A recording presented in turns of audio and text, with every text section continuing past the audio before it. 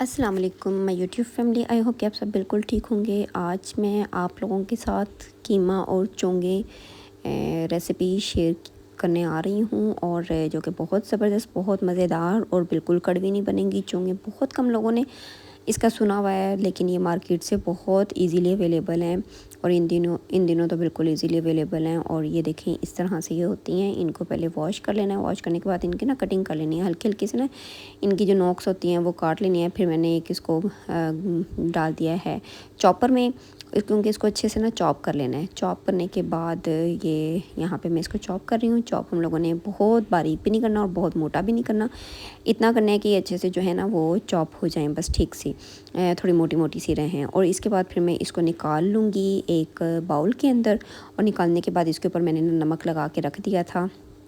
और ये देखिए, इस तरह से हो जाती है। नमक लगा के इसको थोड़ी देर के लिए रखा है, 10 मिनट के लिए। और उसके बाद बहुत अच्छे से पानी में इसको धो के ना इसको अच्छी तरह निचोड़ के एक साइड पे रख लेना है।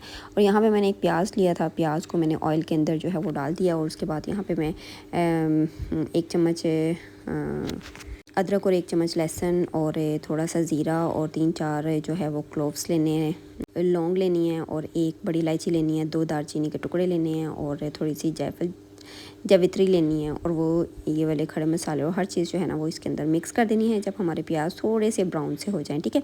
और उसके बाद बहुत अच्छे से इनकी भुनाई कर लेनी है। इतनी भुनाई करनी है कि जो हमारा अदरक लहसुन है ना वो ब्राउन ब्राउन सा हो जाए थोड़ा। और जब अदरक लहसुन थोड़ा हो जाएगा तो यहाँ पे मैंने एक नॉर्मल छोटे से साइज़ का जो है वो टमाटर ले लिया था, और वो टमाटर कट करके बारीक बारीक पीसीस में वो इसके अंदर डाल दिया है। यहाँ पे अगर आप चाहे तो दही ऐड कर सकते हैं। मैंने दही नहीं ली थी पहले भी, फ़िलहाल जो मैंने यहाँ पे टमाटर लिया छोटा सा। स्पाइसेस में साथ ही मैं इसके अंदर डालूँगी थोड़ा सा जो है नमक है। स्पाइसेस आपने ना हस्बे जायका और हस्बे ज़रूरत रखने हैं। इसमें हल्दी है, इसमें ज़ीरा पाउडर है, और इसके अंदर काली मिर्च पाउडर है, और इसके अंदर हल्दी है, नमक है और लाल मिर्च है, ठीक है। इनका पाउडर ये अपने हस्बे ज़रूरत ले लेना है। और इसको फिर अच्छे से इसकी भुनाई कर लेनी है।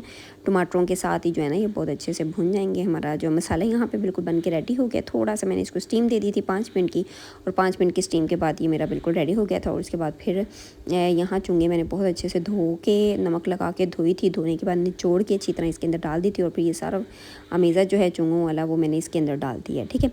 यहाँ पे मैं पहले चुंगों को पकाऊंगी, चुंगे जो हैं, और इसके बाद कीमा डाल के मैंने ऑलरेडी जो है वो थोड़ा भून लिया था।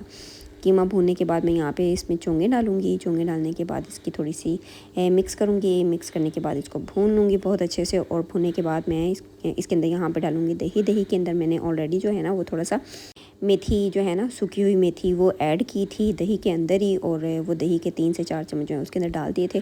और ढक के अब मैं इसको पकाऊंगी तकरीबन 15 मिनट के लिए, ठीक है, हल्की आंच पे। और 15 मिनट के बाद जब मैंने इसका ढक्कन उठाया तो इतनी प्यारी सी खुशबू भी आ रही थी, और साथ ही साथ जो है ना मेरा खाना भी रेडी हो गया था।